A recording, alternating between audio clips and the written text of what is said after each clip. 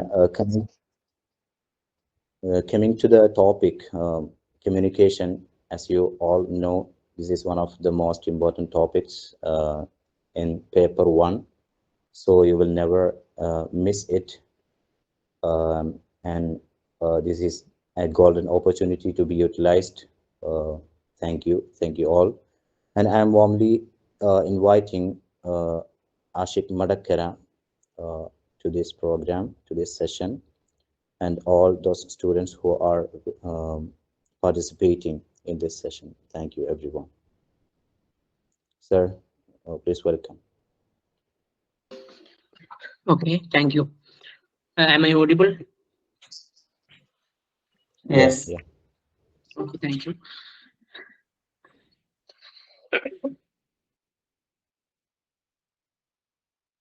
Let me just share my screen.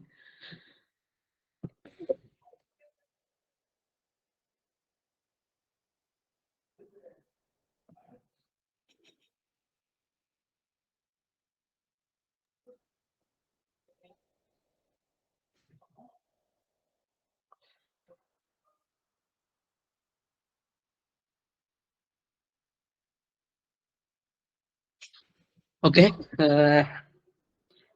Hope it is visible for you, isn't it?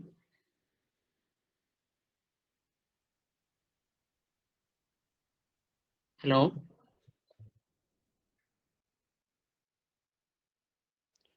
Yes, it's okay. Okay.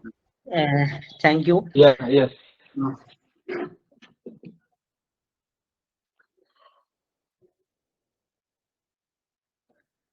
So good evening all. And this time I would like to appreciate the team MSF EFLU for creating such an opportunity to learn and to make the way to the NET and JRF very easily for those who are aspirants. And Embark itself says something is getting strengthened, our preparation is getting strengthened, and our journey towards JRF itself is getting strengthened. We are empowering, or we are getting empowered, or we are getting strengthened by some authority. Whatever it is, I would like to appreciate the team behind this new venture. So you may be experiencing these classes for the last few days, and I was also there for some classes. Most of the classes were that much interesting, and you will be getting something new from these classes. And all of these things, whatever it is, even it is for 1 minute, it will make some changes for your preparation also, and also for your results. Okay, myself, I am Hashik. I am from Aligarh Muslim University doing PhD in economics here, and I got JRF in 2020 in economics, and also I got NET in political science in last year, 2022. So before starting to this session, we will be dealing with communication, and which is an important and also easy topic regarding NET paper 1. Whatever it is, before coming to the entire syllabus or entire communication paper, UGC NET or JRF, all of you are aspirants of UGC NET, and you will be in the last stages of your preparation because the city intimation is already out and the dates are already out, and the one and only thing remaining is a few days between you and your JRF. Whatever it is, this time you have to qualify JRF, not NET. You have to qualify JRF itself, and let it happen. Coming to the topic, communication. Before starting the communication topic, I would like to ask a question, and you have to reply either by the message or you can reply by the voice. I think it is better to reply by the message itself. How there are different topics in paper 1, and you will be also studying in paper 2 your respective subjects, whatever it is. Among the 10 or 11 subtopics of this paper 1, you will be having this research methodology, you will be having teaching aptitude, data interpretation, language comprehension skill, many so other papers. But here we are dealing with this communication, and I'm asking you, what is your status about this paper communication? How do you feel this paper communication? I want to understand that thing, and for that you have to rate what is your present status in this paper communication. How do you feel it? And if you feel that much easy, it is that much easy, I can attend almost all the question, I can cover almost all the question very easily from this part communication. If you think so, you can rate it up to the rating scale 10. And if you are not feeling that much easy, you can rate with a low rating of 1. In between that, 2 is the, 3 is the, up to 10 is the. And depending upon your status in this paper, depending upon your performance in this paper, you can rate. So I just need your rating about this paper. How do you feel this paper? Please write it on the message. Okay, 7.89. Yeah, it's a different rating. And what about others? Everyone should please rate about this paper. How do you feel this paper? If it is very easy, you can rate at 10.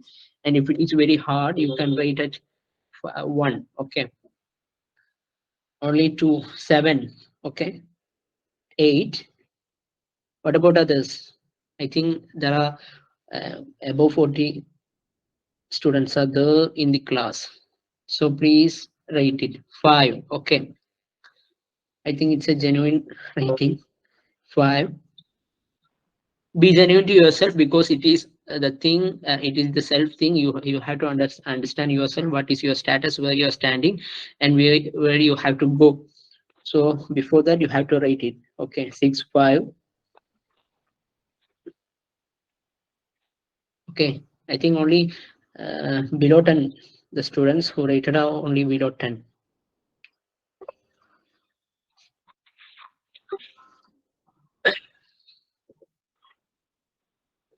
What about others?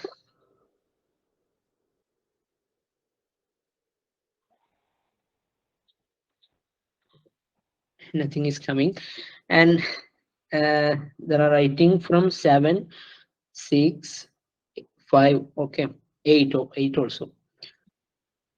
There is a rating of 7.89. I don't know how it is. Neha Kumari, can you please just say why you rated this as 7.89?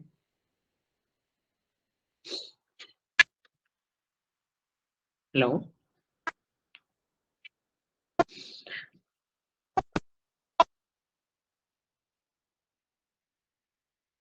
Oh, it is not audible. Okay, no problem.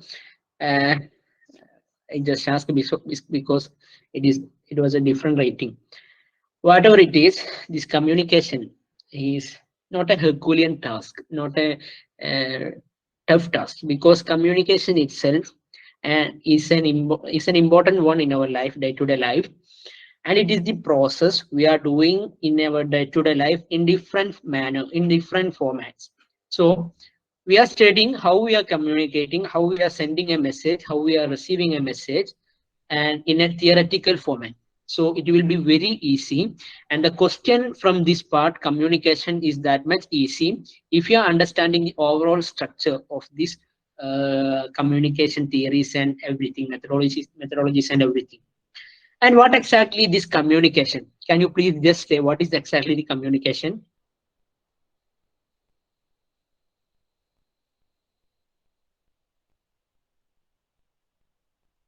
Anybody can say what exactly we mean by this communication?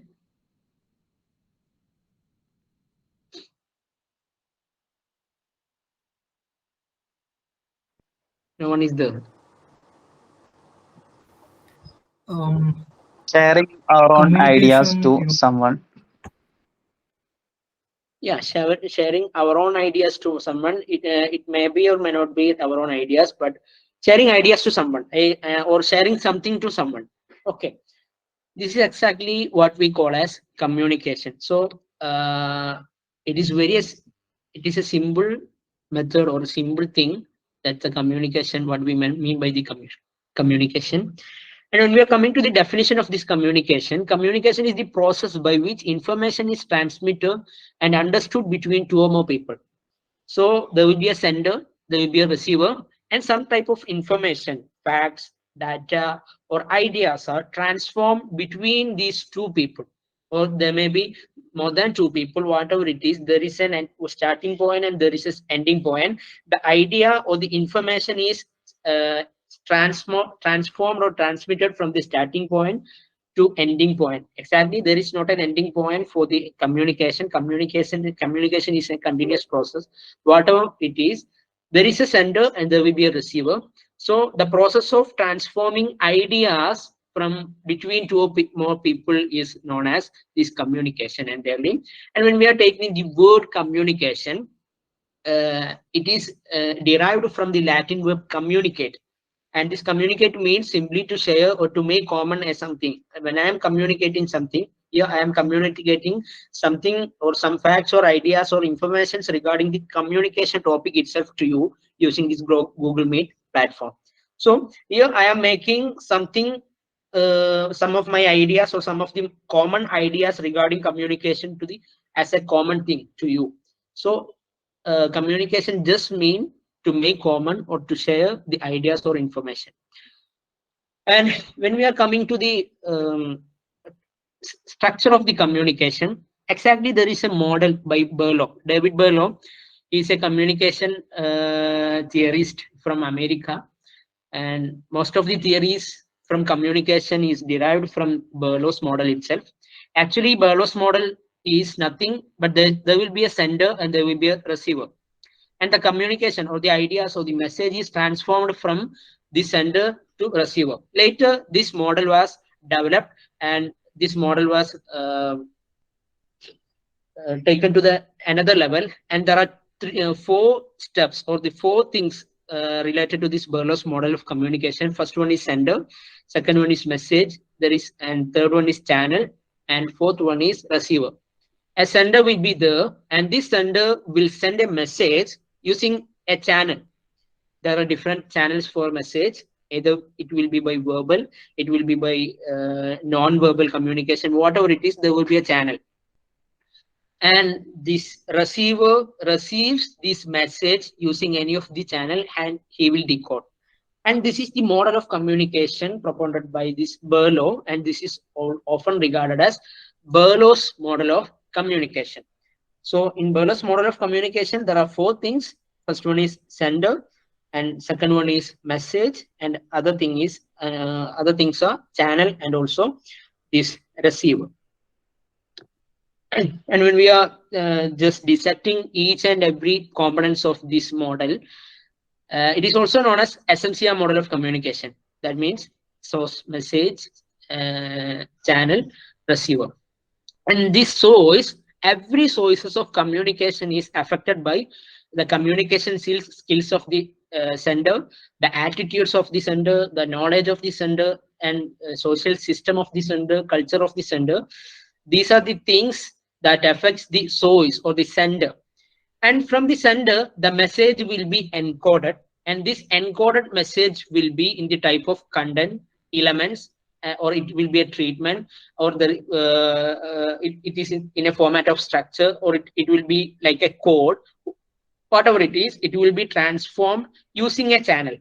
And channel, what are the different types of channel? It will be through the hearing, seeing, touching, smelling, tasting. Okay. Or we can simply say that we can using the senses, 5 senses. Okay. And from this channel, the receiver will be getting this message, and he decodes this message using his communication skill, attitudes, knowledge, social system, and culture. So this is the basic model of the communication. It is very simple. The simple thing we are doing in our daily life is described in a structural form. That is the thing here. Okay. So this is the Berlow's model of communication. And coming to the objectives of communication, what are the different objectives of communication? Or for what we are doing this communication? We will be doing this communication for passing the information. This is the first and foremost objective of the communication. Then for giving the orders and instruction, and for the education purpose and training, for motivation, for raising some morals in the society or the community or in a group, or for persuasion. So these are the objectives of the communication, or the important goals of the communication, or for what we are doing the communication in our day-to-day life. And when we are regarding these functions of communication, there are 4 functions for this communication, and these 4 functions are control, motivation, information, and emotional expression. Coming to the description, emotive. Okay, emotive means emotional expression here. What is emotive? Through communication, employees can express their frustrations and satisfactions to each other and management. And here we are describing using a business firm or the employee-employee relationship, whatever it is. This is a function of communication. Getting emotive or make a emotional change, emotional effect in the between the communicators. When we are taking a company, there will be an employer and an employee, and this employees can express their frustrations, satisfactions, and everything to the upper level of the management. So this is the first function of the communication, or that is emotive, okay, or emotional function. And the second function is motivation. Motivation, it is the second major function of communication, and it is to direct, control, and evaluate the performance of organizational members.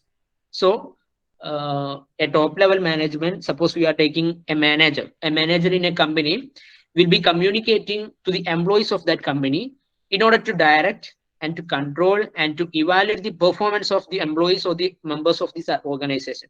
So, this is the motivation function of the communication. Another function of the communication is information. We know that we often uses this communication to transform information from one part to another. So this transferring of information is an important function, and it is also important for the decision making, wherever it is, either in a classroom or in a business firm, wherever it is. For making decision making, we need information, and this information is available only through the communication. And the fourth function is that to control. Organizations are attempting to control the activities of individuals through the design and use of formal communication channels. So when we are taking an example of an organization, or a business organization, there will be a manager, and below the manager there will be a supervisor, and below the supervisor there will be some employees and everything. And in order to control these employees in the day-to-day activities of the firm or the business entity, the managers will be giving some information, communicating to the lower levels of the business in order to control the business, in order to control the activities. So this controlling function is also an important function of this communication. So these are the 4 important functions of communication: to control, to motivate, emotional expression, and also passing information. And communication cannot be in a general way. There is a particular nature, and there are distinct characteristics for this communication. What are the natures of this communication? First one, we can say communication is a continuous process, and this part is very important because it will be asked in the UGC NET examination in a statement type, or some statements will be given like assertion, reasoning, or some 4 or 5 statements will be given, and it will be asked which about the following is true or not true regarding the communication process. So this part is very important. So what are the important characteristics or the nature regarding this communication? First one is communication is in a continuous process. The communication should happen in a continuous way. There is no end for this communication. That's why I said earlier, there is no end point for communication. Communication is a continuous process. And the second characteristics of the communication is that effective communication is a two-way process. It is not a one-way process, or like what we are saying in a radio. Radio is also another type of communication, But in a radio, we often say that radio is only, we can say it is a one-way process. So the communication is transformed from the radio to the people. The vice versa is not happening. But an effective communication should be in a two-way process, that a sender is sending a message to the receiver, and the receiver is receiving this message. He will decode that message, and he will understand what the sender is meant with this message, and he will be giving a feedback to the sender. So there is a two-way process. This feedback is making this communication as a two-way process. So this an effective communication should be a two-way process. Okay. So this is the second characteristics of this communication, and the third characteristics is communication is all pervasive. It is not a secret. It is a pervasive. It is a general thing, and it will be expanded to another. Okay, so this is another nature of the characteristics of the communication. And fourth characteristics is that communication is always with a context and a relationship aspect. There should be a context for this communication, and there should be a relationship between what the sender is sending and what is the message. And an effective communication should be within a context and with having a relationship. Okay.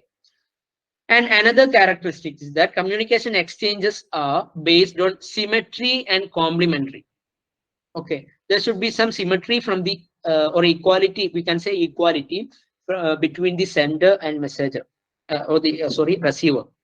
If the sender is a literate one and receiver is an illiterate one, the communication process will not happen there, or the communication will not be effective. So there should be some type of symmetry between the sender and also the receiver in a communication process.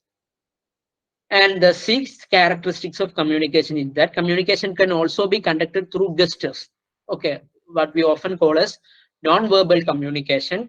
It may not be, it should not be in only in the way through the verbal communication only, or it can happen through the non-verbal communication also, through gestures, fingers, and everything. So these are the characteristics of communication, or these are the characteristics of effective communication. And here it is given a different stages of communication according to Collins. And a typical process of classroom communication, or the communication in general way, includes the following 5 distinct stages. And one thing I have to say is that when we are saying different theories regarding this communication, 2 different aspects are there, and almost all the theories are said in 2 different aspects. One aspect is in the background of organization, or the business organization, or the relationship between employer and employee, and other aspect is regarding classroom communication. And in UGC NET, we are doing this communication part because after UGC NET, we will be going to classrooms to teach the students in different colleges and universities in India. And the communication process there in the classroom is that much important. So this is why we are studying this communication in the NET, in the subjects of NET preparation. So the classroom communication, or in a general way, we can say communication itself is including the following 5 distinct stages, that are formulation of the message, encoding of the message, transmission of the message, and the decoding and the interpretation of the message, and the final, it is feedback and evaluation. And this is the almost all the process of the communication, or we can say it is simply as the communication process model. And in this communication process model, the important thing, or the starting of the communication process is the message. The internal shaping or sorting, or what we can say shifting of ideas for clarification within an organization or within a classroom is known as this message formulation. First, a message is formulated in the sender's idea, in the sender's mind, and this message will be encoded by the what we can say sender itself.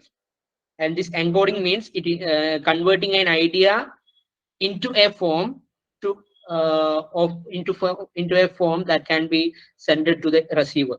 So a sender is the second part of this communication process, and the third activity is that decoding of the message. And what is decoding? It is nothing but the interpretation of this message by the receiver. And there will be a feedback. If the receiver is understanding the message, he will give the feedback what he is understood from the message. So it is the feedback, and it is the response, or it is the acknowledgement of the receiver to the communicator's message, or it is the thing that makes the communication process in a good manner. And there will be some noise. Noise means some stoppages or some barriers to communication. If a sender is trying to encode or convey some messages to a receiver, and in between them some barriers will be there, and if there are barriers, the message will not be sent, or the message will not be understood by the receiver. And this interruption between the sender and receiver, or the barriers of this communication between the sender and receiver, is known as noise. Okay. And what is exactly this noise? Noise is an interruption that can creep in at any point of times in the communication process and make it ineffective. And what are the different types of these noises? Noises means different difficulties. We can say difficulties, or simply we can say barriers. Okay, there is another important aspect, barriers to communication, which will be dealt in the last part of this PPT. And there are different types of noise. What are the different types of noises? First is physiological noise, or it is something related to physical aspect of the or the persons involved in the communication, or it is the distraction caused by fatigue, headache, medication, or hunger. If I am feeling that much headache, I will not be understanding anything what my professor is saying, what my teacher is saying. If I am feeling fatigue, if I am feeling some medical problems, if I am feeling some hunger, that's why we are saying the school periods after lunch will be something difficult to understand. Okay, so this is a type of physiological noise that is making a barrier to the communication, or in the communication process. Another type of noise is that psychological noise. It is something related to psychology or our mind. Stress, aggression, prejudice, and defensive feelings can also interfere with communication. If you are feeling stress, if you are in a aggressive mind, if you are prejudiced about the sender, prejudiced about the teacher, oh, this teacher is not a good teacher, or this teacher or this professor can't take in classes that much in a good manner. If you are in a prejudice like that, we will not be understanding anything, even though if the presenter is presenting these things very lucidly or very simply, we will not be understanding until we remove this prejudice. And if you are in a defensive feeling, whatever they say, I will not hear. If you are in a defensive feel like this, we will not be understanding, we will not be hearing, we will not be learning anything from this communication process. And it is termed as psychological noise. And there will be some physical noise. It is related to traffic horns, poor lighting. If you are in a city and traffic horns will be there, some types of sound distractions will be there, sound pollutions will be there, and we will not be understanding, or the communication process in a city will be affected by this physical noise. And or if you are in a poor lighting, then if there is not that much light, it will be also affected by this affected to this communication process.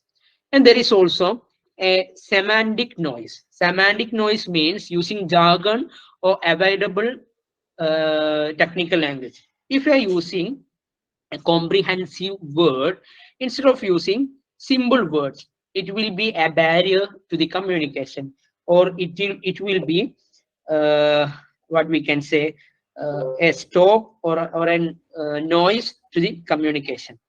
And you might be aware of a word, floxinosinihilipilification. Have you heard that word, floxinosinihilipilification?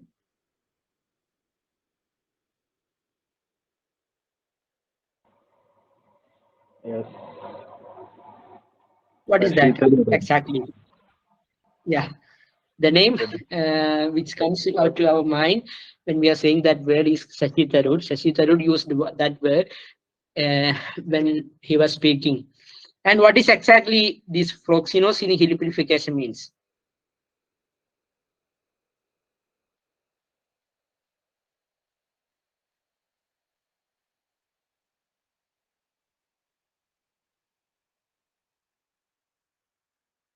Any answer? I'm not seeing your messages, sorry. Okay, worthless.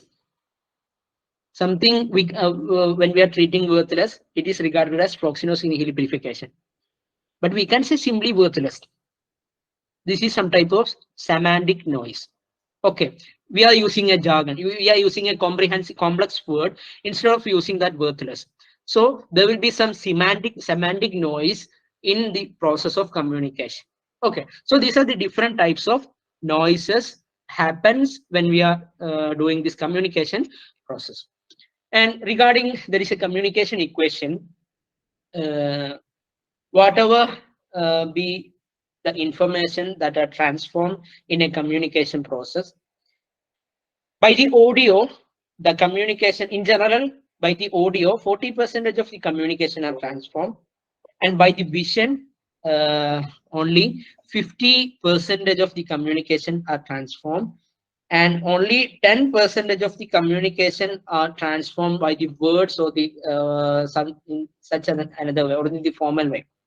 So this shows the importance of our eyes, importance of our ears, and importance of our gestures and everything in the communication process. So this communication equation, this is a generally this is not true about a particular one, but it is a generally accepted equation. Okay. And when we are coming to the communication skill, important communication skills are listening skill, speaking skill, writing skill, and also reading skill. We often term it as LSRW, listening, speaking, reading, and writing. Okay. And there are 4 S's of communication. We often say 4 S's of communication. A communication should have 4 S's or some 4 things that is starting from the letter S. First is short. You might be heard of a word kiss. We will be often say we often say like that. The communication should be in a kiss, or there should be a kiss in a communication. What exactly this kiss means? KISS. KISS.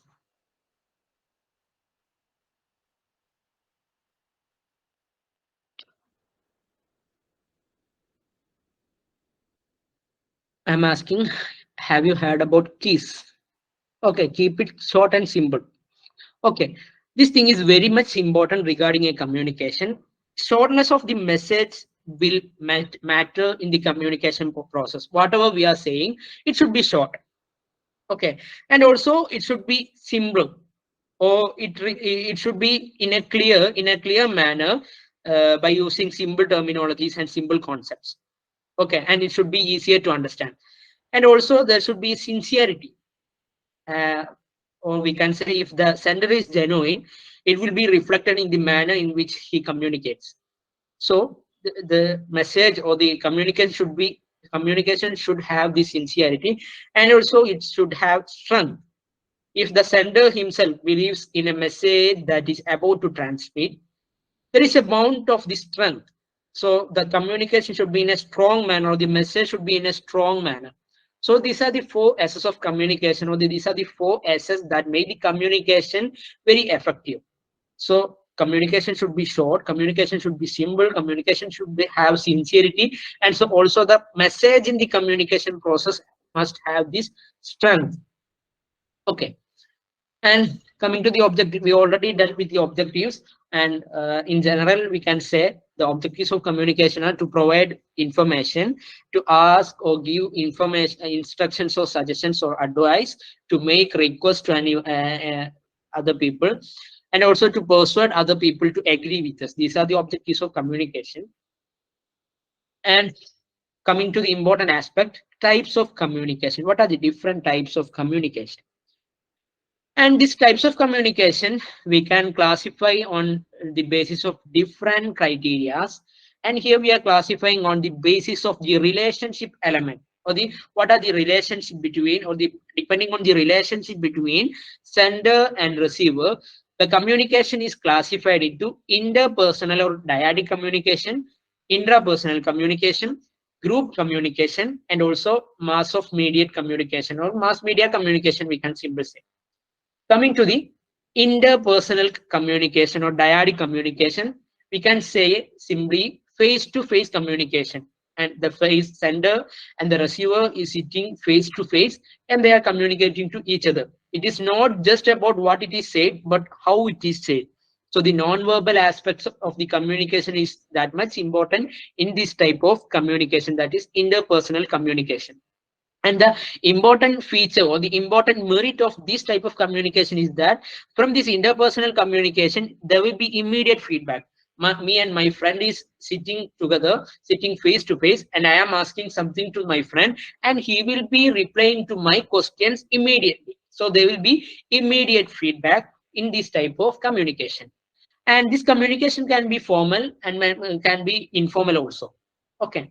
And in this type of communication, uses of words, sounds, facial expression, gestures, and postures are that much important. Or we can say both verbal and non-verbal aspects of communication are that much having that much important in this type of communication, that is interpersonal communication. And also depending upon the mutual relationship between two partners, or the sender or the receiver, um, the interpersonal communication will vary. Okay, if two friends are communicating each other, the process of that communication will be in a simple manner, in a more informal manner. And if it is between a manager and an employee, it will be in a formal manner. And both these types are interpersonal types of communication, or we can say often we can say dyadic communication and also face-to-face communication. Okay, coming to another type of communication, intrapersonal communication, and this is an important types of communication that every human being is doing in his day-to-day life. Okay, so it is the communication which is taking place within an individual. Okay, I am asking to my mind, I am saying to my mind or my brain or my heart something. So this is what we call as intrapersonal communication, or it is a self-reflection. We can say it is meant to reflect oneself to clarify something. If in a classroom, if the teacher is saying something, I will be thinking in my mind whether it is true or false, how it is coming, and I will be seeking answers from my brain, or I will be seeking answers from my senses, how it is coming or how it is happening. So this type of communication is known as intrapersonal communication. We often say like that. In order to get motivation, we will be standing in front of a mirror and we will be looking at our image itself in the mirror, and we will be saying, Ashit, you are a good person, or Mr. X, you are a good person, something like that. Whatever it is, these types of communication is known as intrapersonal communication. Okay, and it is a self-orientation to know what it is true or false, good or bad, etc. Okay, and another and important type of communication is mass communication. And this mass communication can be in a printed media, in a visual media, or in several other forms. There are some printed medias, newspapers, magazines, books and novels, comics, journals and publications. And also there are some broadcast media, films, television, radio, etc. And outdoor media are there, something like posters, notices, and everything. Digital media, new or media, we can say simply social media, WhatsApp, Facebook, Instagram, everything is coming under this mass communication. And this area, mass communication, is having that much important. And here, there is some deep things regarding this mass communication, but I am not going to the deep things. I am standing in a broader area, and you have to study about the print medias overall in the world. Regarding the newspapers, what are the important newspapers in the world, which newspaper is having that much circulation in the world, which was the first newspaper came into the existence in world, in India, and everything. Okay, okay, Raja Samachar and everything is there, you have to study that.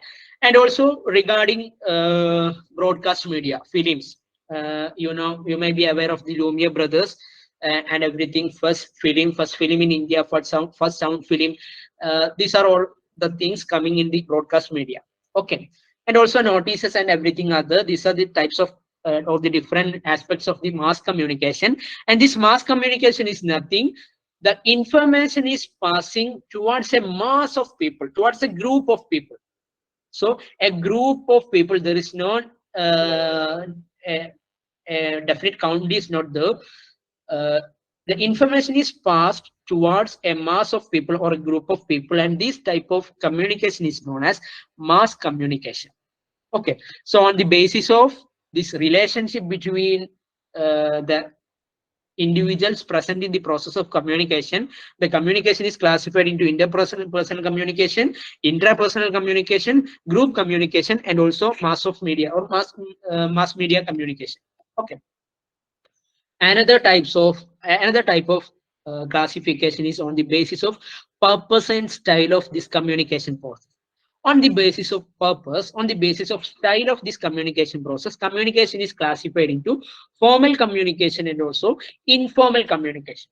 Formal communication, what is exactly this formal communication? A formal communication is what we can say, it is a deliberate thing, and there is a clear hierarchy in which the communication is passing through. The communication will be beginning from the higher level, and it will be transformed to the lower levels by using different methods. And this type of communication is termed as formal communication. Okay. And the important aspect of this communication is that there is a structure, there is a formal structure for this communication, and this structure can be in different ways, and these different structures are given in the picture here. First one, we can say a structure, or we can say chain network. In this network, there are 5 people, 5 individuals, A, B, C, D, and D. The information is starting from A, and it is transformed to B, and then to C, then to D, then to E. There is a hierarchy from the top level to the next level, to the next level, to the next level. Such type of network is known as chain network, or the chain type of formal communication. And also there is a Y type of communication in which the network is in a Y shape. There are 2 persons who are giving these messages, A and B, and these messages are passed to C, and from C it is passed to D, and from D it is passed to E. And this type of Y type of network is known as Y network. And there is a wheel network, and in this wheel network, a center person is there who is playing an important role passing this communication. We can, in this picture, we can say person A.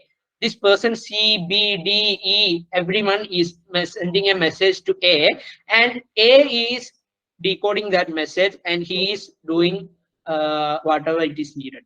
So this type of network is known as wheel network. Another network is that circle network. Circle network is the communication process is happening in a circular way, or from A to B, and from to A to E, and B to A, and B to C, C to B, and C to D, D to C, and D to E, like that. So the communication process is happening in a circular way. Okay, and this another type, an important type of formal communication is known as all channel or open communication. In this type of communication, every individual in the process of communication are communicating to each other freely and regularly. So this type of communication is known as, or this type of network is known as all channel network, or it is also known as star network. Okay, when we are seeing this picture, it is shown as a star. So this network is known as star type of network. Okay. So these are the different types of formal communication. When coming to the informal communication, it was Keith Davis who studied about this informal communication, and he termed this informal communication into the phenomena of grapevine. This word is that much important because in our previous examinations of UGC NET, we can see many questions, many repeated questions regarding this term grapevine. What exactly the grapevine communication? The grapevine communication is nothing but it is another word for the informal communication, or it is a communication that is happening between the employees or between the members of an organization in an informal way. Okay, and this informal communication can be is also having even though there is there is an absence of, there is a lack of a structure in this informal communication, we can assign some type of networks, some types of methods for this informal communication. First one is that single strand communication. Here see, we can say there is X and Y, and here Mr. X is communicating with Mr. Y through intervening persons in a strand. Or when we are taking some type of what we can say in a company, there will be a CEO or the chairman. He will be sitting in his chamber, and if he need a tea, he will be asking for a tea. And this communication is not a formal communication.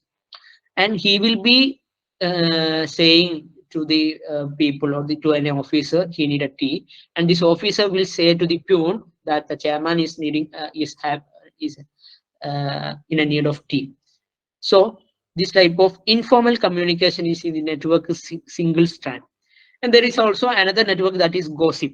That is simply we can say when we are gossiping anything, this type of network is known as gossip network. Here Mr. X non-selectively communicates with everyone. He is seeing anyone, he will be telling that thing. Okay. And another network is regarding this informal communication is probability network. In this probability network, here X is having some message, and he will be saying to those people whom he see in a direct manner.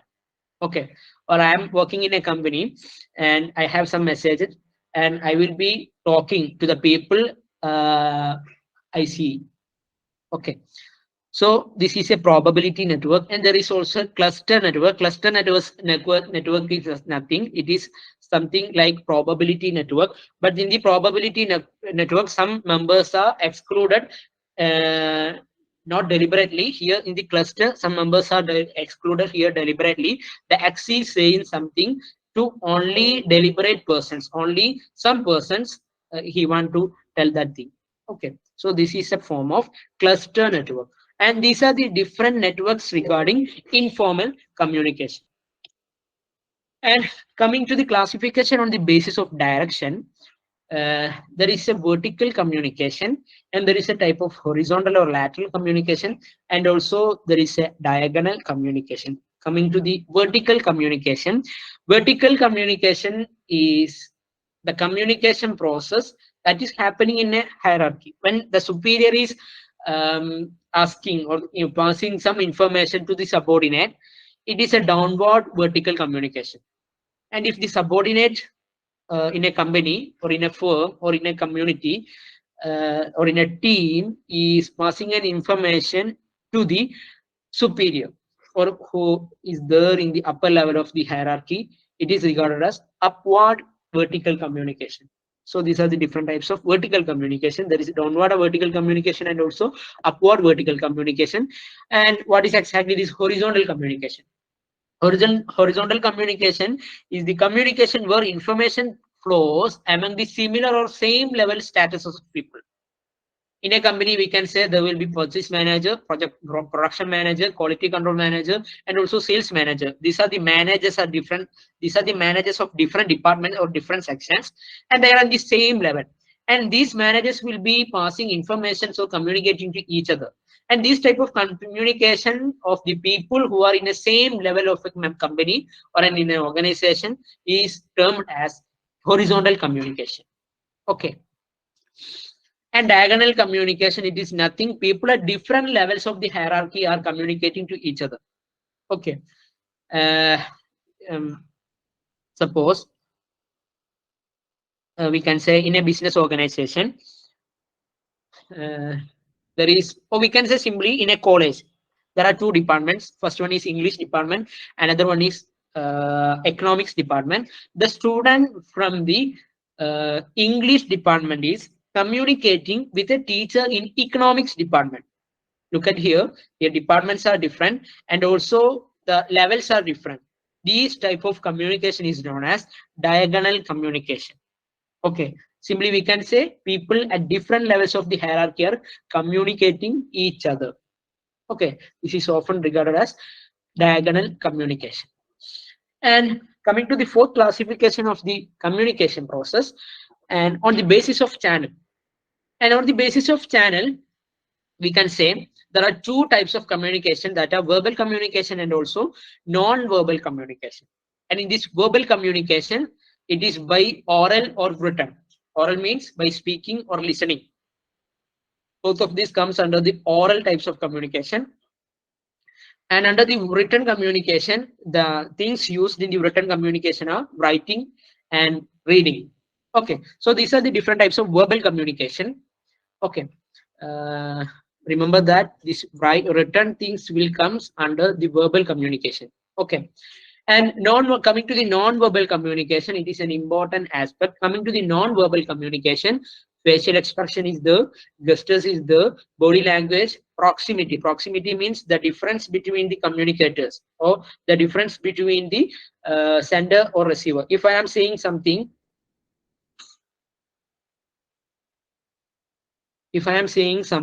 to my friend, the distance between my friend and me will matter in the process of this communication. If we are that much near, I am able to pass the information very easily. Okay, so the proximity or the distance between the people affects the communication, and it is also a non-verbal type of communication. By the text, by the haptics, we can communicate. By personal appearance, an appearance of the person itself is a communication, and silence of a person itself is a communication. Okay, there is a word, there is a poem in Urdu, कुछ बातुल का जवाब सिर्फ खामोशी. खामोशी बहुत खूबसूरत जवाब है, nothing but some answers, the answers to some questions is silence. There is no good answer or the reply like the silence for a question. So silence itself is a process of communication. Okay, or it is a type of communication. It is also a type of non-verbal communication. So on the basis of channel, the communication is entirely divided into two types, that are verbal communication and also non-verbal communication. And verbal communication, there is oral and written types of communication. In non-verbal communication, some types of communications are there. Okay, so these are the different types of communication. So look at the classification we have done from the first itself. On the basis of relationship element, we classified the communication into interpersonal, intrapersonal, group communication, and also mass communication. And on the basis of purpose and style, we classified the communication into formal communication and also informal communication. And we also said about some channels or some networks regarding this formal communication and also informal communication. And on the basis of direction, the communication is classified into vertical communication, horizontal communication, and also diagonal communication. And this diagonal vertical communication is having two types: downward vertical communication and also upward vertical communication. And there is horizontal communication. And on the basis of channel, it is classified as verbal communication and also non-verbal communication. And these are the classification of communication. And coming to the 7 C's of effective communication skills. What are the 7 C's? First one is that the communication, the communication should be clear. Okay, there should be a clarity regarding this communication. The purpose of the message to be delivered must be clear in the mind of the sender itself. Okay, if I am going to send a message to someone, I should have a clarity of the message what I am going to speak. That's the first C. And second C is that C, concise. It should be short. Keep to the point and keep your message short and simple. Or what we say, keep it short and simple. And the third C is that concrete. That means the message in the process of communication should be clear, should not have some confusion, should not make some confusion between the persons involved in this process of communication, but not too much detail also. Okay, so this is what we can say with concreteness of the communication skill. And also there is a correct C, that is correct. Fourth C is correct, which means that the message should be accurate, both in the factual manner and also in the grammatical manner. Okay, so grammar and everything is very much important. Language is very much important, and also factual, the how these messages are accurate and valid to the point. This will happen, or this will matter in the process of communication. And another thing is that it should be coherent. Okay, or it should have some good flow in the communication process. Make sure your messages flows well and laid out logically. Okay, that we mean by this coherent. And the message should be complete. It should not be half. It should not be partial. The message should be completed. So whenever a sender is going to send a message in a communication process, that message should be completed. Okay, and also another thing is that courteous. Courteous means the message should be in a polite manner. The sender should behave in a polite manner, friendly manner, or in a professional manner, and should also in an open manner. Don't be that much closed in the process of communication. So these are the 7 C's of effective communication, or the 7 C's, 7 things that make the communication process effective. Okay.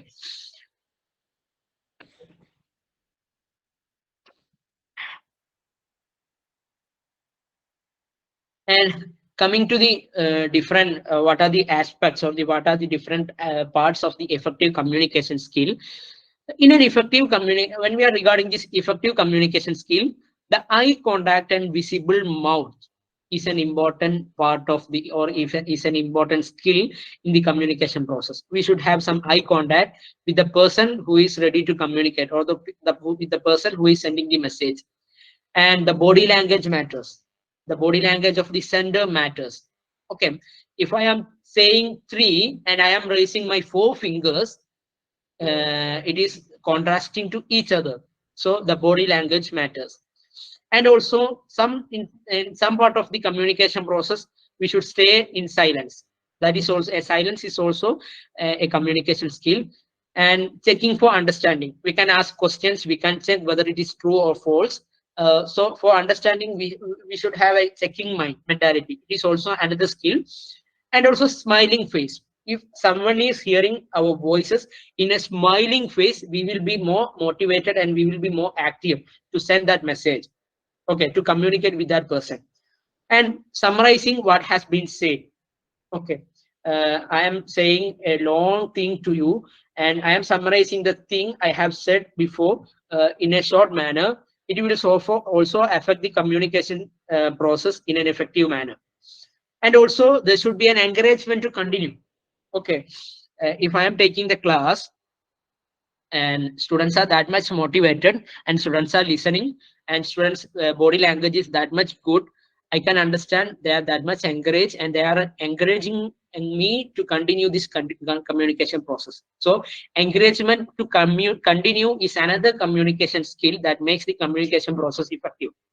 And questioning mentality, interrogative mentality should be there in the process of communication process. If I am hearing something, if I am learning something, I can ask questions. Okay, we will be often asking these questions, doubts, queries in the classrooms and everything. So these are the different types of effective communication skill that we should adopt in the communication process. Okay. And coming to another aspect of the communication, or mnemonics, it is a type of non-verbal communication. What is exactly this? Sorry, it is another type of communication. Mnemonics. What is exactly this mnemonics? Mnemonics is something framed like a word, phrase, song, etc., to remember easily a large piece of information or content. In such a situation, the short form of mnemonic helps to recollect the concepts easily. Okay, sometimes when we are studying the geography, there will be some names of states, there will be some names of rivers, there will be some names of mountain, and we will be studying these names in a code manner. Okay. I still remember the code. I don't know exactly whether it is like this. Nipocosoma carusianitila in icosiflua, something like that. It is regarding the reactivity series of this chemistry in the chemistry. What we are learning it from the 10th standard. So we are studying the elements in the chemistry in the order of their reactivity in a song manner. Okay, so we are representing that information in a song manner. This type of communication is known as what we can say mnemonics, using mnemonics. Sometimes we will be using some abbreviation. Okay, for the International Monetary Fund, we will be using IMF. This abbreviation also type of mnemonics. And also there is another thing. You maybe had my very educated mother just served us noodles. Have you heard of these things? My very educated mother just served us noodles. What is exactly this means? Have you heard this? My very educated mother just served us noodles. It is the order of the planets. Okay, it is the order of the planets in the solar system. My very educated means Mercury, Venus. My very the initial letters of the words. Every words indicates the name of the planets. That is Mercury, Venus, Earth, Mars, Jupiter, Saturn, Uranus, Neptune, in like that way. So this is also an example for the mnemonics. Okay, we are framing these fact in a word manner. Okay, in a sentence manner, in a phrase. Okay, so this is regarded as mnemonics in the process of communication, and this mnemonics makes the communication process that much effective. Okay, and coming to the different types of non-verbal communication, there are different types of non-verbal communication. First one is paralinguistics. Okay, paralinguistics is nothing, but we are making some variations in pitch, speed, volume, and we are pausing somewhere in the sentence. And these things, I am taking some pitch. If I am taking high pitch or low pitch, it means something, or it give meaning to the fact that I am saying in a different manner. So these are the things we can term as paralinguistics. Okay, pitch, sound, volume, speed of the delivery. If I am saying something in the speed manner, if I am saying something in a slow manner, it is regarded as paralinguistics. Okay, and it is a part of non-verbal communication. Another thing is kinesics. Kinesics is nothing but it is the physical gesturing such as facial expression, eye movement, and posture. And these things that will matter that much in the process of communication. And another thing is that haptics. Haptics is nothing but the communication using touch. Okay, communication of touch is known as haptics. Okay, when we are saying something to the students by holding their holding hands, by putting hands in their shoulders, and the students will be eagerly listening what we are saying. Okay, or in a parental manner, we can say something to the students. So it is a communication of touch, or we are using haptics there. Okay, and also proxemics. Proxemics means use of the space or the distance between the members of the communication. The communication of space and proximity is known as proxemics. And also there is appearance. Appearance is nothing but the physical appearance such as clothes, makeup, and jewelry. It will affect the communication process, and it is a part of non-verbal communication. Okay, and there is also chronomics, the effects of time on communication. Okay, there is a good effect of this time on communication, and this is termed as chronomics. And there is also iconics. Iconics means symbols used to convey meaning. Okay, I'm not using words or sentences, but instead of that I am using symbols. Instead of saying one, I will be using my forefinger. I will raising my forefinger. Instead of playing good or like it is a good thing, I will be raising my thumb. Okay, so these are the examples for iconics. And also olfactory. Olfactory means the communication of smell. We are communicating each other using smell. Okay, it's using good fragrance or something. This is a type of non-verbal communication with our nose. So these are the different types of non-verbal communication. Okay. And about the proximity in non-verbal communication, the proximity matters that much in the non-verbal communication, and in the entire communication process itself. Proximity, we already said that it is the distance between the people who are engaged in the communication process. If I am saying something to my friend, the distance between me and my friend matters that much in the communication process.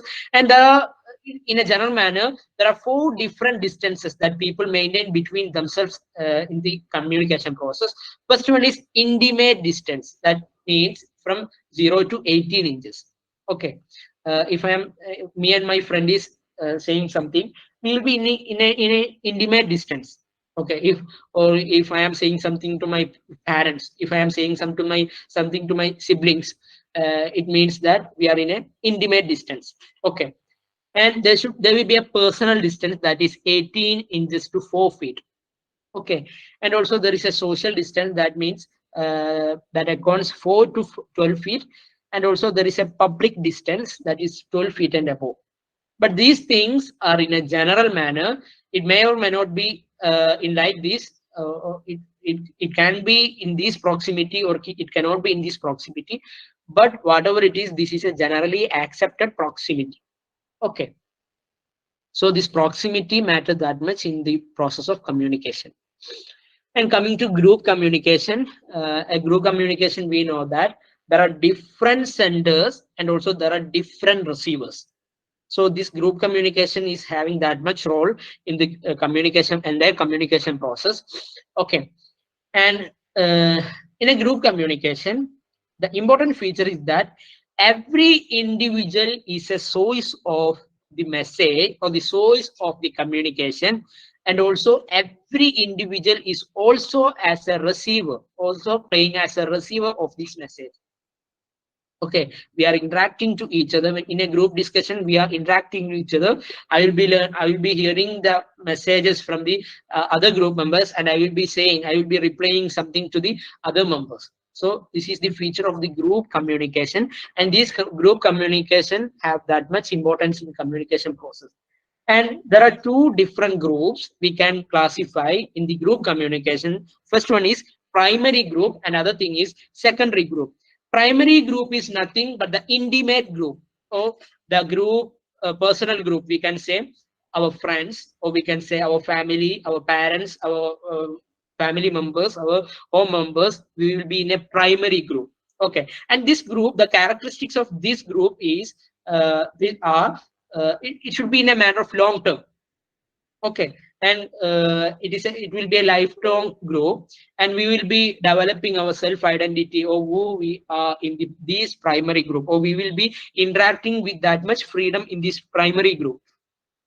And coming to the secondary group, it is something formal, or it is a group having a distant relationship between these members. Suppose there is a group in my company, if there is a group in my class, if there is a group in my institution for discussing or in to attain a specific goal or in a formal manner, this is termed as secondary groups. And the feature of this group is that it will be in a short term or it will be temporary manner. Okay. So the group communication in the workspace, group communication in the schools, associations will be in most cases as these secondary groups. So these are the different groups, primary groups and secondary groups in the group communication. And in the group communication, there will be a leader, and this leader is having that much important, and this leader leads the group in a 2 manner. Okay, and he will be giving some task-oriented roles. Okay, he will be initiating the discussion. He will be giving and receiving some information. He will be elaborating the discussion, what we are thinking, what we are talking with each other. He will be giving clarification if some questions or confusions are arriving. He will be giving some orientation, what we are going to talk, or what is our objective to discuss, or we will be summarizing. Everything is the role of this leader, and leader will be taking these task oriented roles, and also he will be taking these maintenance roles. Maintenance roles means compromising. If there is some contradiction, he has to compromise between the group members of the group. He has to support. He have to encourage, such like that. He have to maintain the decorum or the structure of the group. So a leader will be involving in a group discussion, or he will be leading the group in a true manner. He will be giving some task-oriented roles. He will be playing some task-oriented roles, and also he also plays some maintenance roles. Okay, and about this leadership, we also often say it should be democratic, it should be authoritarian, and or it should be laissez-faire. Laissez-faire means giving freedom to others. Okay. And this group communication is often influenced by several heterogeneous factors like age, sex, education, economic, social, linguistic, religious, national, regional, and also racial differences. So an important thing, if a group is a homogeneous group, or we can say in a classroom, if you are making a group, we will be making the groups according to the performance of the students. So there is something homogeneity between the within the group, and this homogeneity will be influenced, and also the heterogeneity between the groups also influence. If I am in a group, if I am in an academical conference, or if I am in an international conference, I am in a group with a person from America, with a person from France, with a person from China, I will be having that much difficulty because of the language. Even though the common accepted language is English, but I will be having in expressing my ideas, my attitudes in that group discussion. So this heterogeneity will affect the group communication wherever it is happening. Okay. And according to the Baker, the burst size in terms of total interaction and greatest efficiency in a group discussion or group communication is somewhere between 5 and 7 members. There is a question regarding what should be the optimal number of the members of the group. Okay, what should be the optimal members of the group members? And there is no that much definite. There is not a definite answer for that. But some of the communication theories are saying that it is between 5 and 7. Okay. And a group can function on the basis of committees. Committees means a small groups for a specific purpose, or it can be in the form of conferences. It is a large group and more formal.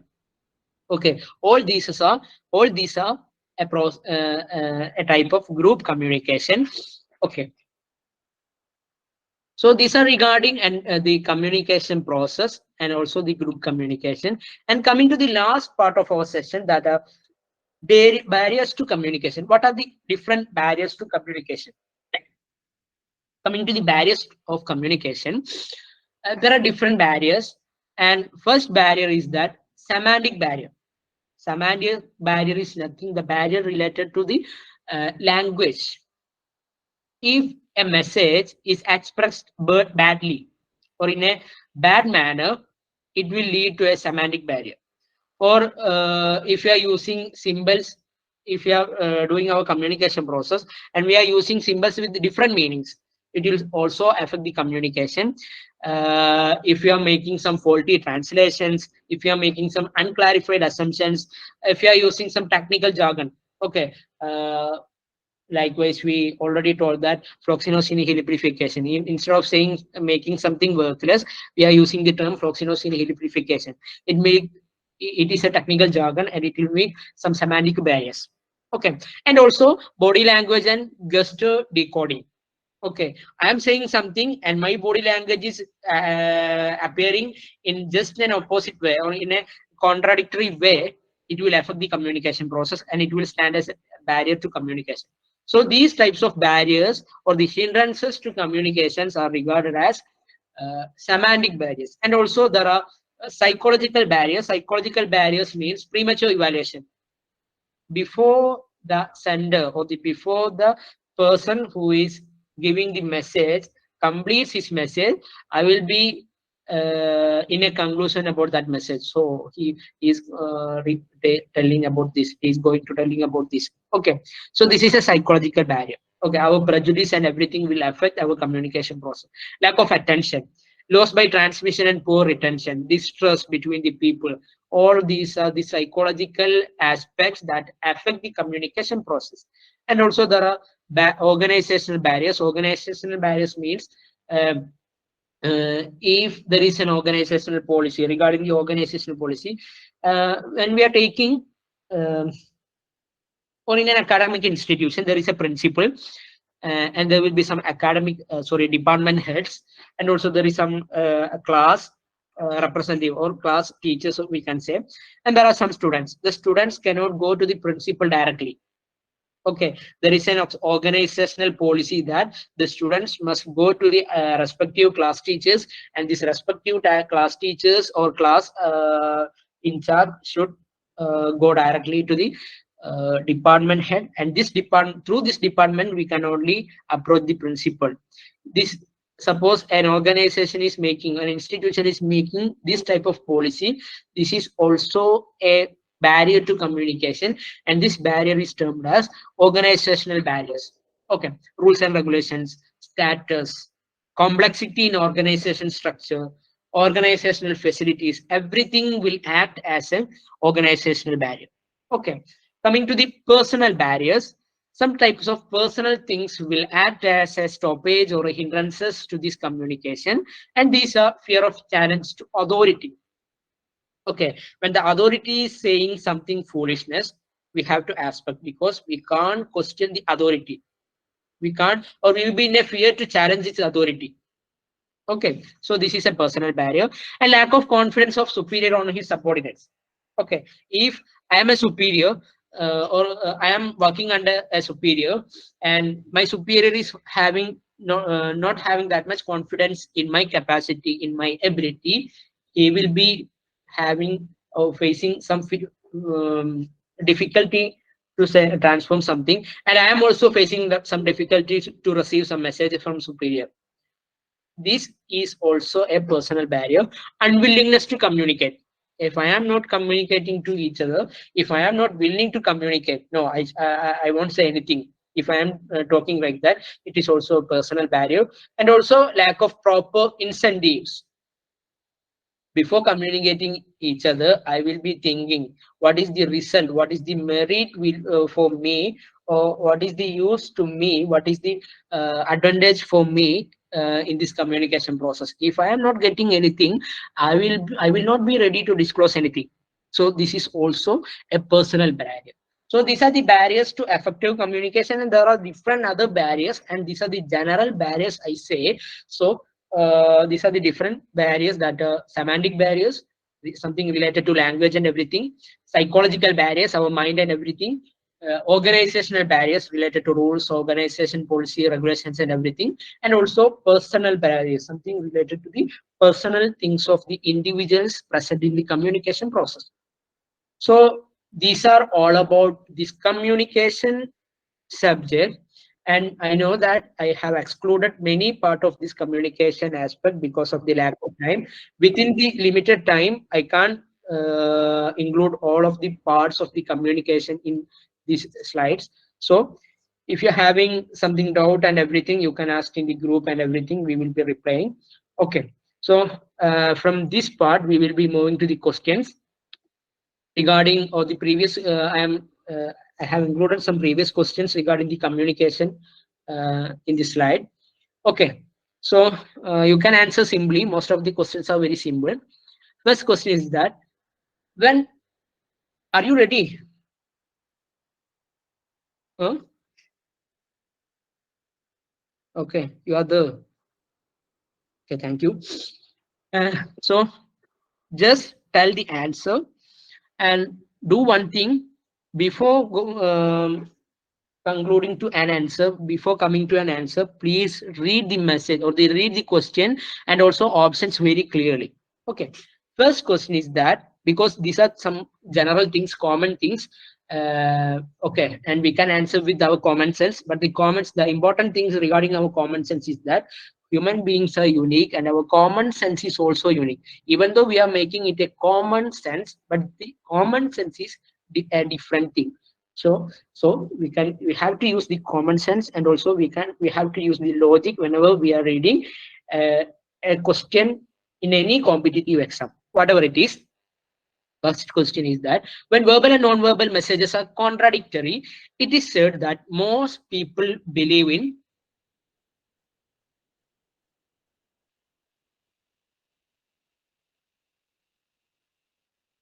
What is the answer?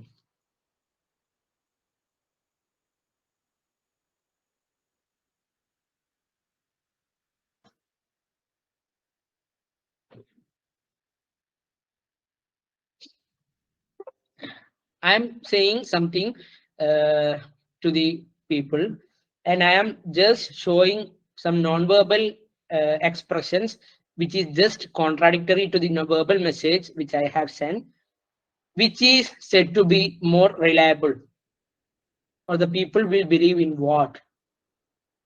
Okay, this question is something about our perception, but the thing is that the answer given by the UGC was non-verbal message. It was 3. Okay, and the question shows highlight the importance of non-verbal message in the communication process. Okay, we already discussed about that. What we say, the communication equation. Okay, 30-40, no, 50-40-10.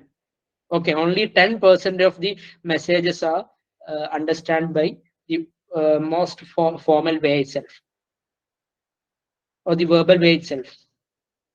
Okay, so the answer is 3, non-verbal message. And you can challenge. It can be a verbal message, it can be any other message, but the key given by, there will be an answer to the UGC, and the UGC will be evaluating the question, your papers according to that answer, that key. Okay. Expressive communication is driven by. These are not regarding theories, but exactly in a general thing, it is a general thing regarding this process of communication. Okay. Expressive communication is driven by passive aggression, encoders personality characteristics, external clues, encoder decoder contract.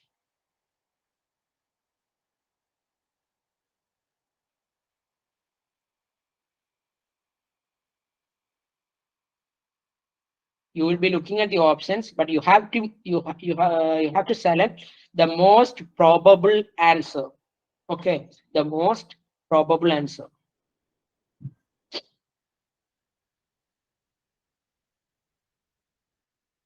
Okay, fourth one. The answer is fourth one, encoder decoder contract. The question is, the wording of that question is very much difficult, because expressive communication is driven by. The expressive communication means nothing but it is effective communication, and is driven by means is affected by. Okay, or it is came from, we can say. So an effective communication, or the factor in the options that effective communication or the expressive communication is nothing but it is encoder decoder contract, or the relationship between sender and messenger. Simply we can say like that. Sorry, some sender and receiver. Okay, so this encoder decoder contract is that much affecting the expressive communication, or we can say effective communication. A good communicator begins his presentation or his or her presentation with a complex question, non-sequitur, repetitive phrase, icebreaker.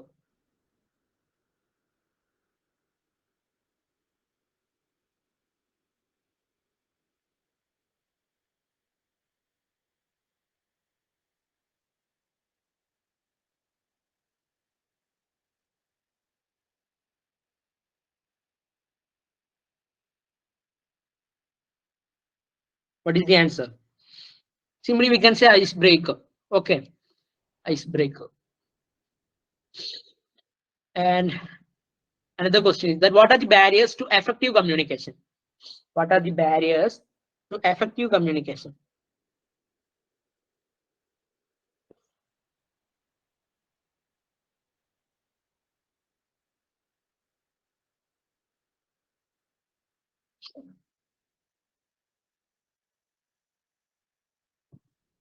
Okay, just read the options, and by reading the options we can simply arrive at the option 1, moralizing, being judgmental, and comments of consolation. It will be a barrier to the effective communication. Okay.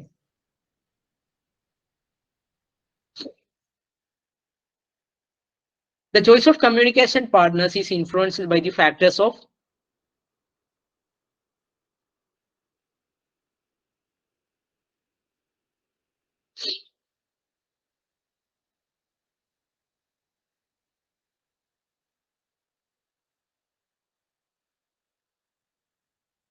which is the answer. Proximity, utility, loneliness, utility, secrecy, dissonance, secrecy, dissonance, deception, dissimilarity, dissonance, deviance.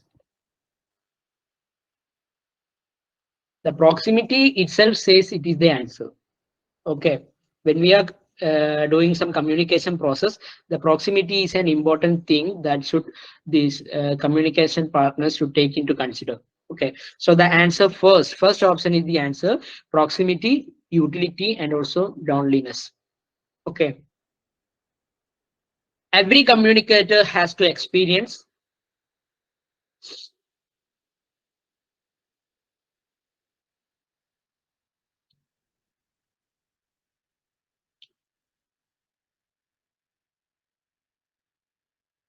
think about the question, and you will be arriving at some conclusion, and that conclusion is the answer for this question.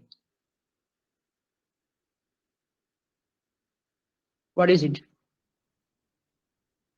Manipulated emotions. Every communicator has to experience manipulated emotions.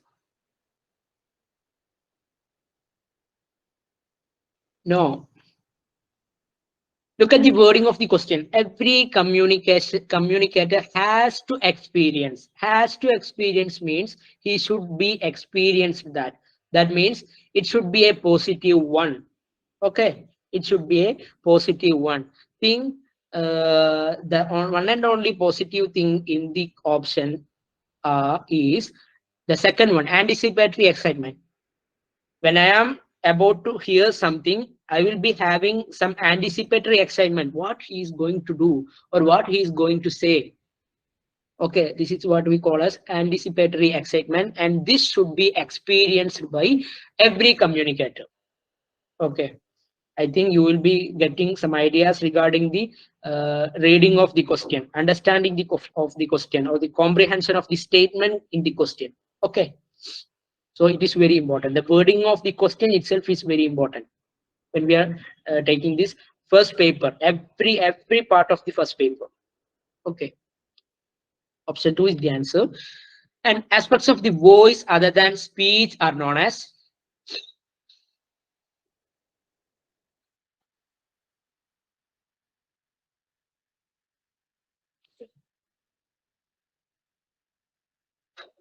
physical language, personal language, paralanguage, delivery language. It is nothing but it is paralanguage. Option 3. Okay. Our voice, our volume, our pitch, everything will affect our communication. And this is what we call as paralanguage.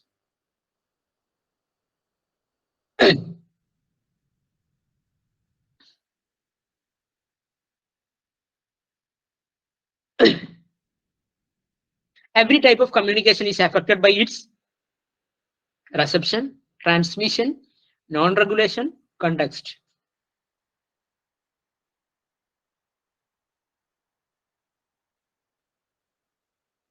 And it is also a question that should be answered using a logic, using a better logic. Okay. When we are relating each and every options in the questions to the question itself, we will be getting an answer. We will be getting 4 answers. But the thing is that we have to apply the logic, and which is the most suitable one here. The most suitable one is the 4th one, that is context. And the context is the thing which is affecting the communication process in a better way than the all other 3 things. Okay. And another thing, it is Another question, sorry. Attitudes, actions, and appearance in the context of classroom communication are considered as verbal, non-verbal, impersonal, irrational.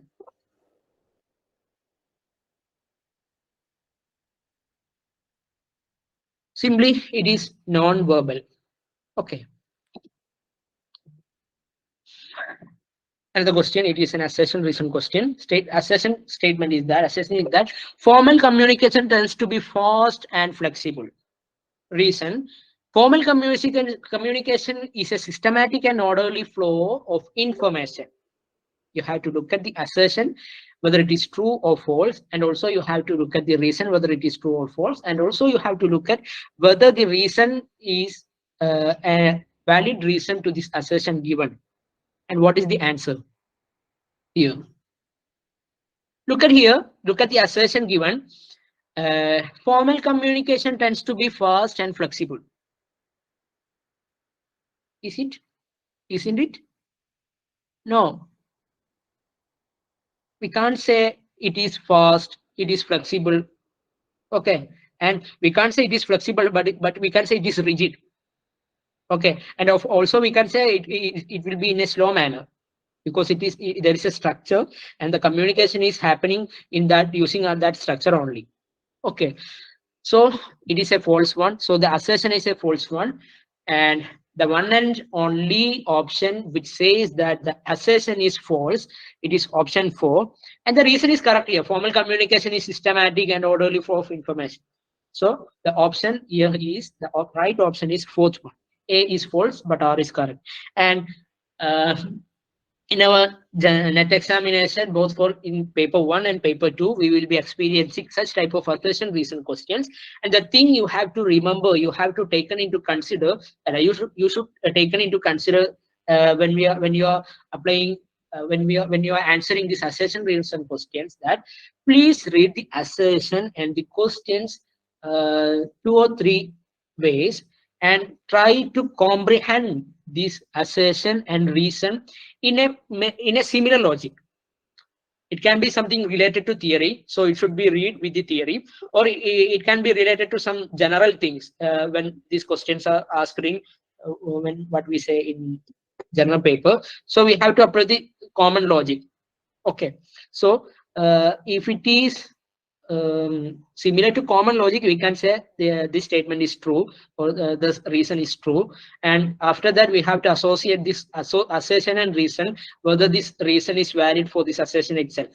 So it is an important thing. Reading and comprehending these statements given as assertion and reason is an important thing we have to do here. Okay, don't jump into questions, because we will be making mistakes. The term grape, and the next question, the term grapevine is also known as downward communication, informal communication, upward communication, horizontal communication. Simply, it is informal communication, and this question is repeated many times in the UGC NET examination. Okay. Which of the following is not a principle of effective communication? Persuasive and convincing language, dialogue, participation of the audience, one-way transfer of information, strategic use of grapevine. Which of the following is not a principle? That is very important. And the one and only negative thing in this question, in this option, is option 3. That is third option, one-way transfer of information. Okay, that is option 3. Okay, it is not a principle of effective communication. And in the communication, the language is the verbal code, the intrapersonal code, the symbolic code, the non-verbal code.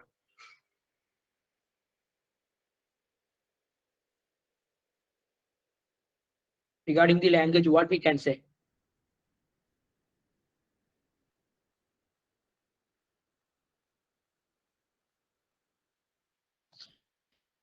Answer is 3. It is the verbal code.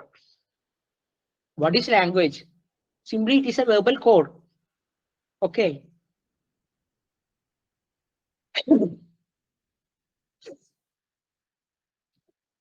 The mode of communication that involves a single source transmitting information to a larger number of receivers simultaneously is called what?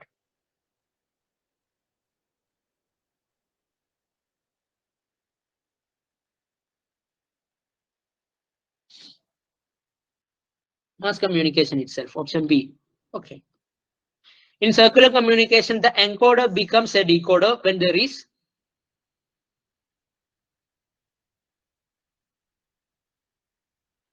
is feedback. Okay. We often we already discussed this circular communication where the communication processing happening in a circular manner. The sender will be acting as also a receiver, and also this receiver is also will be also acting as this sender. Okay, because of this feedback, and this feedback is having that much importance in this communication process. Option D is the answer. And I will be showing some other questions also, and after that we can conclude the session. Some other questions which are asked earlier. These questions we have discussed.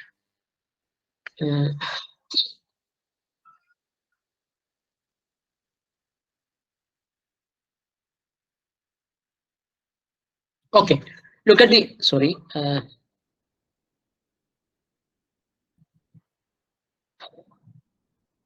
Look at the 12th question. Which of the following characteristics of 12th question? Which of the following characteristics of which of the following are the characteristic features of communication? Communication involves exchange of ideas, facts, and opinions. Communication involves both information and understanding. Communication is a process. Communication is a continuous process. Communication is a circular flow. Look at the statements and which are the statements that are true, or which are the statements that are given as the characteristic features of communication.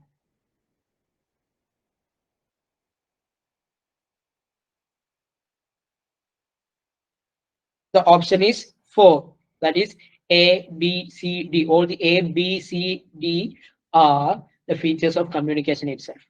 Okay. And the 13th one we had discussed here. Okay. 14th one. Which of the following? Okay. Is also discussed. Okay. When academicians are called to deliver lecture or presentation to an audience on certain topics or set of topics of educational nature, it is called as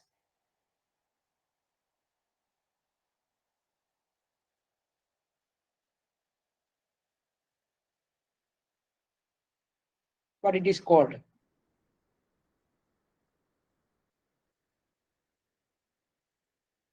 Academicians are called to deliver lecture or presentation to audience on certain topics or a set of topics of educational nature. It is termed as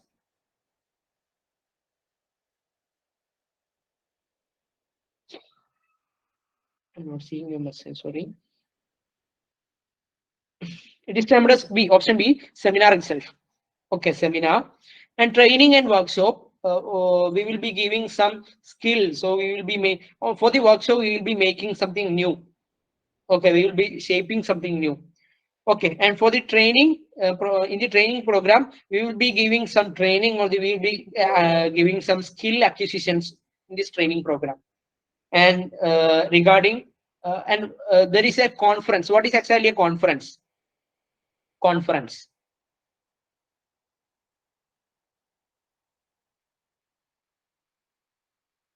Conference. It is something like conference itself, but there is a difference. Okay, there is a difference between this seminar and conference. What is exactly a seminar?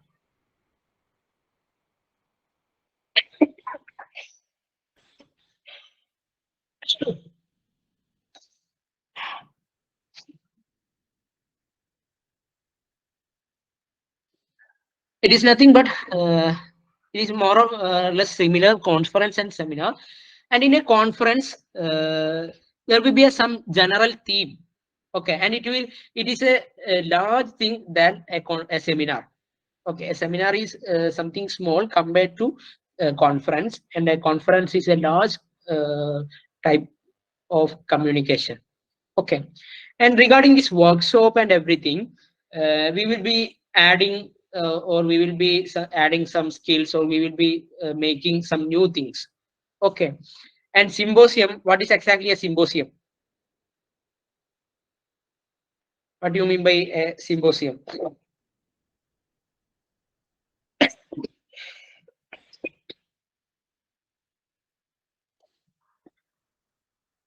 A symposium is nothing but it is also a group discussion regarding some particular ideas, and we will be discussing some particular ideas in that symposium.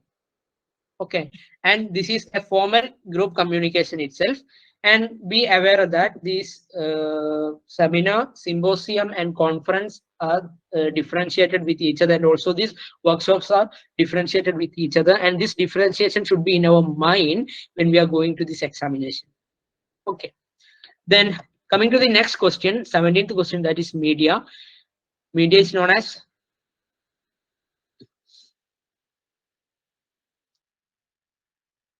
what's the state itself. Okay, 18th question we already discussed, and 19th question, the term yellow journalism refers to. The term yellow journalism is referred to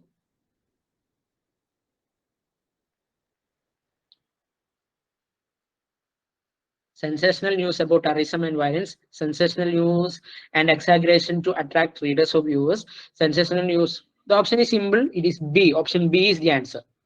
Okay, not in a yellow paper, but it is B. Okay, yellow paper, yellow journalism. Sorry, yellow journalism. Most of the evening papers, evening dailies will be there.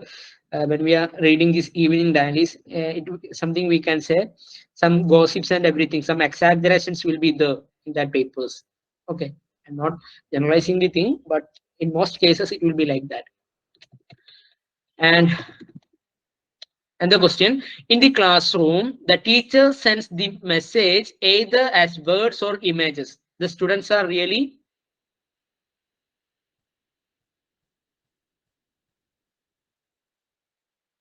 encoders, decoders, agitators, propagators. Option B, the students will be decoders. Okay, the students will be decoders. Okay.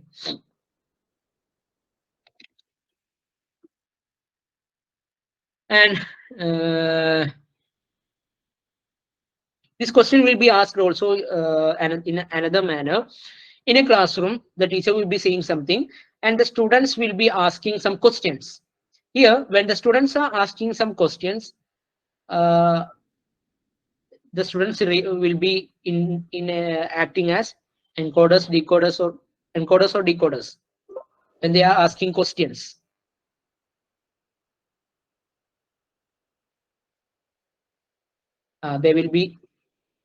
They will act as an encoder. So whenever there is a feedback, the decoder will be acting as an encoder, and the encoder will be acting as a decoder. Okay, please remember that.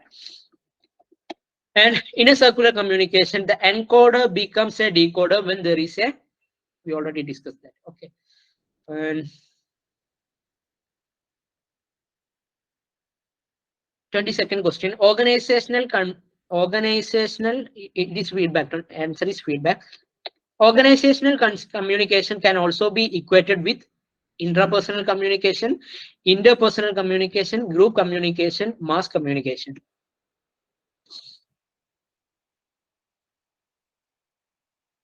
Option C, group communication. Okay. In the process of communication, which one of the following is the chronological order or in a systematical order? And it is also a repeated question.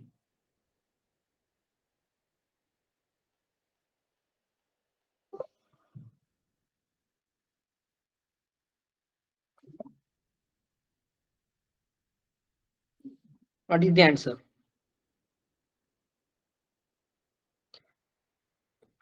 first there will be a communicator, and in this communicator a message will be formed, and this message will be sent or transmitted using a medium, and this through this medium the receiver will get the message and receiver will have an effect on that message. This is the process, and option C is the answer. Okay, option C is the answer. Communication by new media such as computers, telescoping, internet, and mobile telephony is termed as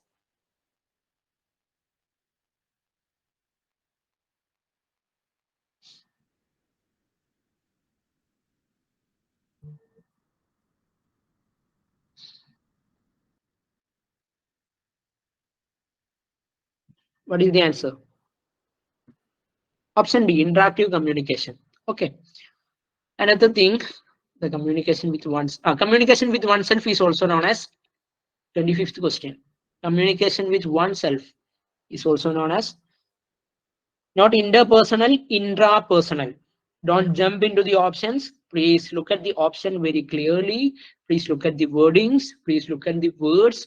And after that, please take your time to answer the questions. Okay, that is an important thing in every competitive examination, especially the NET examination also. Okay, so these are the different questions regarding this communication, and for the time being we are going to wind up the sessions regarding this communication. And I already said this communication paper is a paper having a deep area, and there will be some elaborated things regarding mass communication and everything. So I'm not going in a deeper manner. I just discussed everything in a broad manner within the time, and hope you all got the things or you understood the things.